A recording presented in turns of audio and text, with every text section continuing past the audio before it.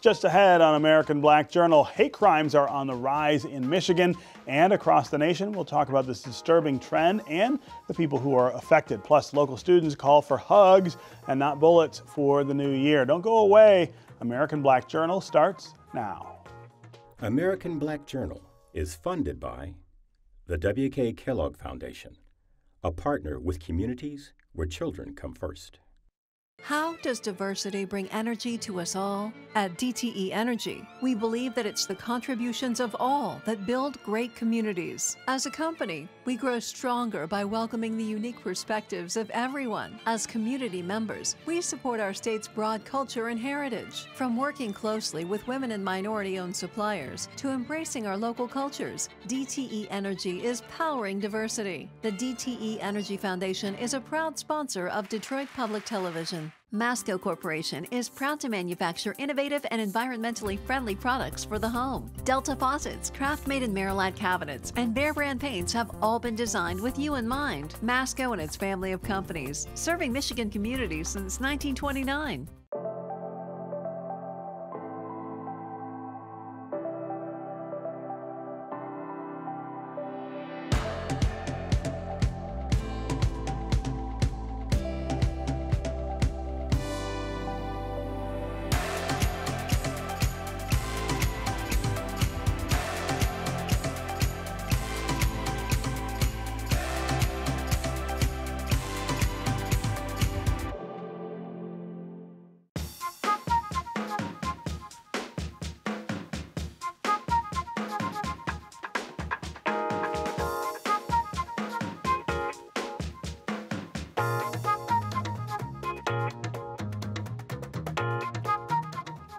Welcome to American Black Journal. I'm Stephen Henderson. A new FBI report shows that hate crimes increased in Michigan last year. The number also rose nationally, with many of the incidents taking place after the November election in 2016. Michigan saw a 29% jump in hate crimes reported to police. That's much higher than the national increase of 4.6%.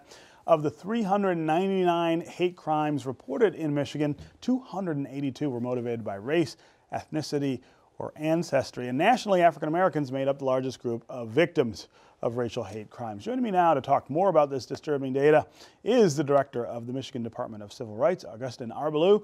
Welcome back to American Black Journal. Yes, it's always good to have you here, even though we're talking about something today that's not a great, encouraging subject. I think we had a conversation after the election last year. I remember. That predicted that this was going to be the trend we were going to see in 2017. I don't think I was thinking at the time that the numbers would be as bad as they are. Well, a few things that we see. Yes, the numbers are not encouraging. Two, it is an opportunity to address it. We looked at this from 2014 to 2016. We just didn't look back 1 year. We went back 2 years. What we do see is that when we compare 2014 to 2016, the numbers are up. They're back. And that is disappointing. What we do have, however, is the opportunity to work aggressively to address it. We have to work in a proactive way to combat this. I think we can do this much more effectively at the state level than we can expect at the national level. That's interesting. And so what do you do? I mean, obviously you deal with any report gets some sort of reaction or response or consequence. But I guess the bigger question is, how do you create the kind of environment where people, even if they're inclined to do this kind of thing, choose not to? Well, I think you have to start, I believe, in the schools. I think that's where you have to really focus. What was interesting in the report is when you look at 2015 and you compare it to 2016, is we had a 50% increase of bias incidents in school and college setting. It went from 8.5% of the total incidents to 12.5%. Wow. So that was a significant increase. And that was something that the Department of Civil Rights, following the elections last year, we were monitoring. We monitored 90 such incidents across Michigan, and we found that literally 50% plus came from the school setting. That tells us that we need to do a better job in teaching, in creating safe zones where there is honest discussion. I just had an opportunity yesterday to be interviewed by a middle school in Plymouth, Michigan. And I was surprised to hear that when I asked the interviewer, an 8th grader, how does her family take to being inclusive? And the answer is not very well. So we have to do a better job. And we have to create these partnerships between parents and schools and teachers. I think it's hard to talk about racism, to talk about hate and bias in a school setting. But we have to do that. And we have to, because our minds are built up to try to be efficient. And these things have been taught early on. And if it can be taught early on, we can teach them differently. It can be taught a different way. Talk about the Michigan numbers and how out of step they are with the national numbers. Well, I think you're probably referring to the fact that they have the report is 4th highest, given that we're only the 10th most populated state in the country. But there are concerns with that report. The data gathering is not consistent around the country. Across states, okay. So what you really need to look at are the trends in Michigan over a number of years, as opposed to comparing ourselves to outside of Michigan. I think that's important, and it's that to me really requires us internal state. Yes, we got to look at what are we going to do about it. What are we going to do to address this issue? And we're doing a lot of things through our ALPACs, which are these community-based organizations and law enforcement coming together, talking about these difficult issues. How do we prevent this so we get ahead of it, and we can also make it a teachable moment? I want to get you to talk some about the effect that the president, and I don't mean the president as a person, but the president as a cultural force is having on this. This is somebody whose language, whose actions all sort of point toward a more combative set of interactions. I mean, that's who he is. I can't imagine that that's not related to the fact that other people are now saying, well, I'm going to behave that way as well. It's disappointing that that's taking place. Deeply disappointing to hear that from the person who represents us, who sits at the highest office in the country. And no doubt that creates impressions, that gives liberty to segments, groups at the ground level in our communities to be able to speak up and saying, well, if the president can speak in this way, I can also act in this way. Right. So we have to be cognizant of that. But ultimately, we're responsible for our own actions. So we've got to take that and be aggressive about it. Yes, we saw a spike following the elections. And do we attribute that in part to the politics at the national level? In part, sure, it has an impact. Because when you start name calling, when you start focusing on certain groups or certain religious and connoting certain activity with them, then it gives permission to others. It's almost like he's highlighting them. Exactly. And we have to avoid that. We have to avoid it. No doubt that we are concerned with the fact that 70% of these hate crimes tend to be race-related. Right. And that continues. And the African American community tends to be the victim, the focus. Right. And that still continues. So we have to create some dialogue. So I'm very happy to see that we have not had that outcry in Michigan. We have hate incidents as being reported, but what we don't have is what's being done about it. Okay. Thanks very much for being here, and good luck You're welcome. dealing with this pretty difficult problem. Thank you. Up next, students make an urgent plea for Detroiters to bring in the new year peacefully. But first, we continue our look back at the 1967 rebellion with the Detroit Historical Society's Oral History Project. Here's Detroit Police Chief James Craig. The thing I remember most certainly was the unrest, snipers, the news reports, visually seeing tanks going down the street, remembering my dad putting on the reserve police officer uniform and going off to work to serve this community as a police reserve at the 10th Precinct. And it was interesting as an 11-year-old, while most wide-eyed 11-year-olds, I want to be a police officer. My dad also, prior to that, served the U.S. Army. He was a military police officer, and I didn't know it then, found out later that those things, my dad serving in the military as a military police officer, later as a police reserve, certainly shaped me in my strong desire later to become a police officer.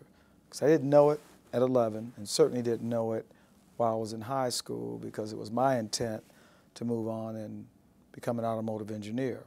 One of my passions, still a passion, in working with cars to this day, particularly classic cars.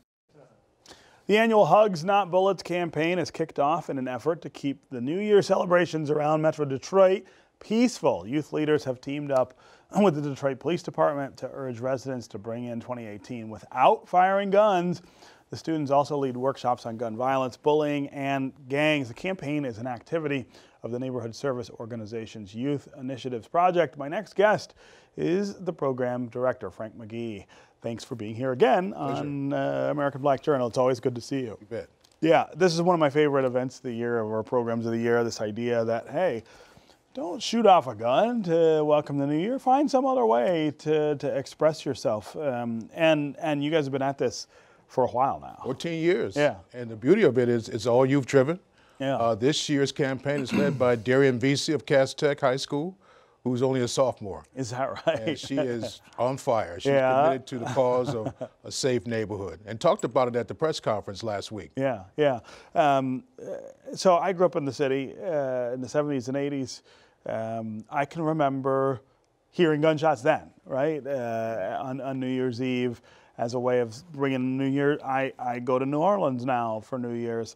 I hear gunshots there. This is something that's been around and is part of, I don't want to say urban culture, but certainly cities for a good long time. Absolutely. And I think the concern for the youth is the memories that that's left in the wake of all this. Every year you celebrate with gunfire, but then you had to think about the 2-year-olds or the 3-year-olds who hear it for the first time, and or the youth who had to go in the basement or get on the floor with the support of their families because they want them to be safe. And it's really about making sure our young people are safe. I don't care if one bullet affects one person. It's the memory that's left, and so you have to ensure that safety is there for our kids. Yeah, I talk to some people sometimes and they say, well, I do it safely, right? I'm firing in the air, I'm not firing at anything. But that's a myth. I mean, any bullet that's discharged from any gun could be deadly, and we see that happen sometimes. Correct. I've had you've told me that they were told, yeah, you could use a firearm, just point it in the ground, and that way we could take care of the safety issue. Yeah. But the point is, we have to teach our kids about safety and responsible gun ownership. That's key. But we're also talking about what happens for the rest of the year. Right. The issue of gun violence. Yes. And that's something that a lot of the youth who live in the 48205 zip code and other parts of the city are concerned about, because they want to be able to go to and from school in a relatively safe way. Yeah, not worrying about who has a gun and who doesn't. Absolutely.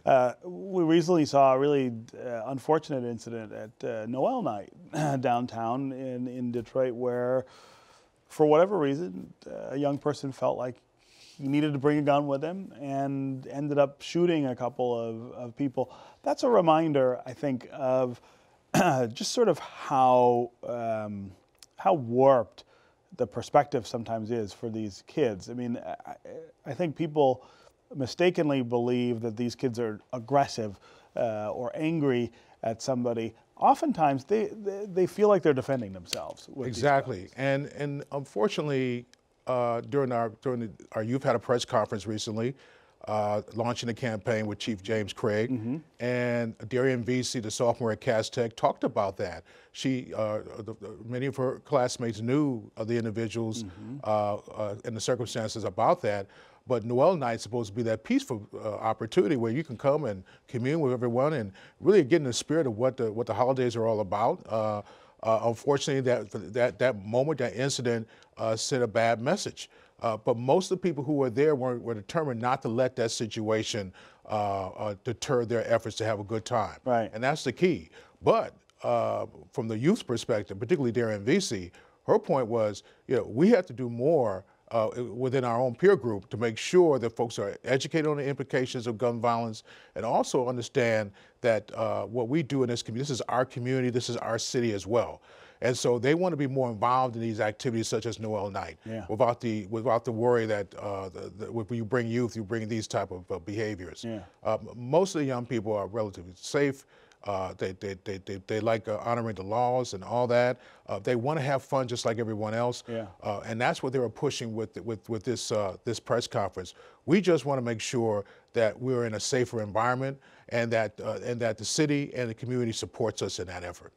That youth leadership component is huge. You work on that all the time with the kids all over the city. Talk about what you see from young people in this program and others in terms of their eagerness to be in that leadership role. I think now we're seeing more of that. I think the challenge of that negative peer pressure that so many feel when they take up that responsibility, because so many youth avoid that and say, you know what, I'm just going to have fun, and well, I can. I'm only going to be 16 for a little bit, but and graduate and go on to college, what have you. But we have young people who think differently, and many of them have been impacted by by gun violence, or they've been impacted. Their families has been impacted in some way by what has occurred. So they have a different perspective. And even the ones who are involved in gang activity or formerly involved in gang activity have a different perspective. They do want to have safe communities and whatnot, and they make our best leaders. And if we give them that opportunity, they could take that route and really begin to provide the type of support even law enforcement personnel can use to help do that, which is necessary to keep us safe. It is about opportunity. That's absolutely the right word. It is about opportunity. I think we like the partnership, in particular as an adult, but for a lot of our young people, when they can be able to work side by side with dignitaries and law enforcement personnel, it sends a strong message, and that they're supported and they're cared about, their voices matter. And their voice is heard. All right. Congratulations again, and we'll see you soon. You bet. Pleasure. Finally, today we'd like to introduce you to a local poet who uses her words to take on important issues in the community. Detroit Performs shows us how Tawana Petty pours her soul into her performances. We are Detroiters, the Black Mecca of possibility. Art, it can be resistance. Art can be visionary. Art has a role in social justice, and if you're an artist, you have a responsibility to create the world you want to see. Also articulate the truth and what's happening. I grew up in Detroit, born and raised. I write every day, at least 5 minutes in the morning. The impact that art has had on me inspires me to do it. You know, I had a kind of a tough childhood, and so I remember escaping to my journal. And so I want to create that opportunity, particularly for young people, but for everyone. Like, there is meditation and healing in writing and creating and getting your story out. I used to just write about anything, whether it be relationships, but a lot of my poems are like political now. It's like I feel like I'm responding to the moment. And so even though I have like some art that I still create that talks about relationships, that talks about silly things, most times I'm engaging in what's happening in the world. I'm performing at 9405. John R. is being launched as a bookstore this week, actually. And so I'm happy to do an open mic performance to kind of kick it off for them. I know I'm going to do a poem that I kind of do as an intro poem that is like my way of introducing myself to people, and it's called If I Never Had a Sin. And it's basically just talking about, like, these are the things that I've been through, but had I not gone through those things, then I wouldn't be here. Took me a while before I woke up and stopped pitying me, but took responsibility for my actions. But the fact is, I'm still growing, still learning as I go, and day by day is a struggle, a constant juggle between my home life and work. And I'm gonna do a poem that talks about, like, loving Detroit, because I do. A lot like you have been discarded like debris, deemed useless to naysayers and convictors. Yet you keep rising, clinging to vitality. You refuse to allow statistics to dictate your destiny, and the media will channel your journey. And then I'll talk about police brutality, particularly young black women who are missing from the narrative. They bury us in plain sight.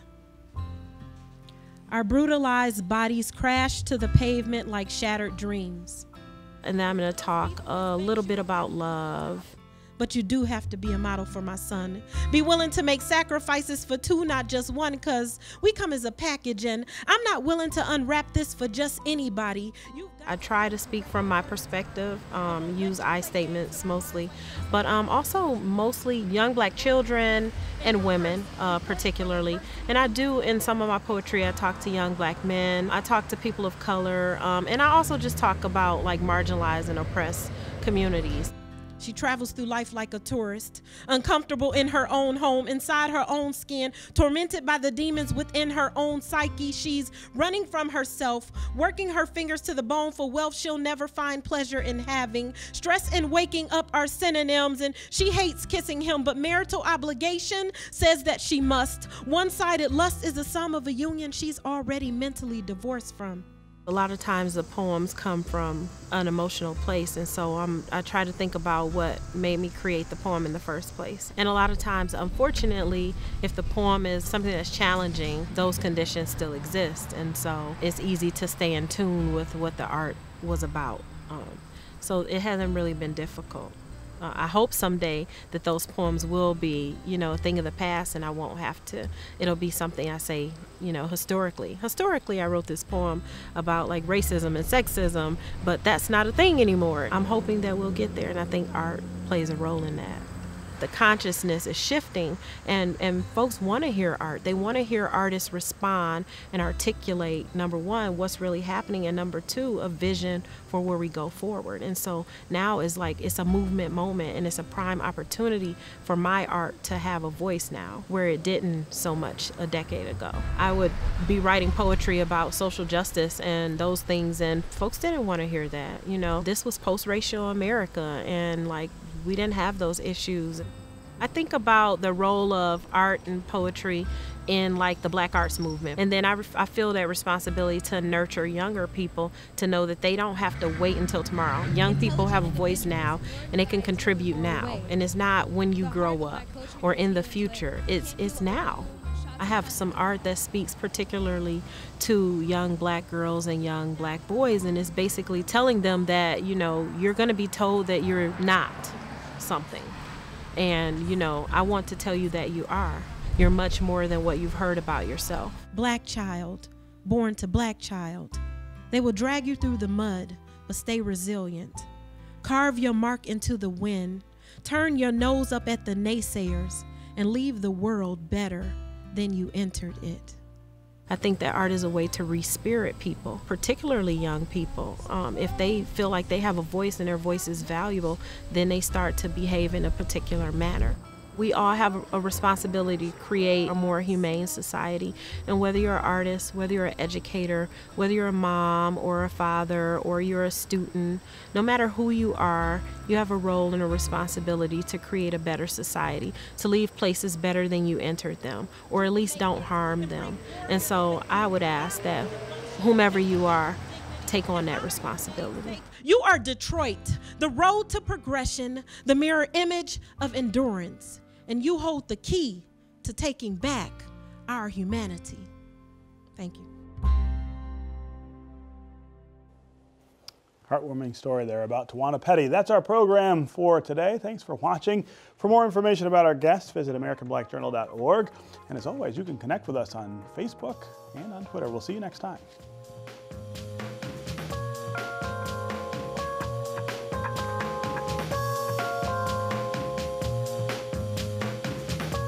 As American Black Journal looks ahead at the next 50 years, we want to hear from you, the viewers.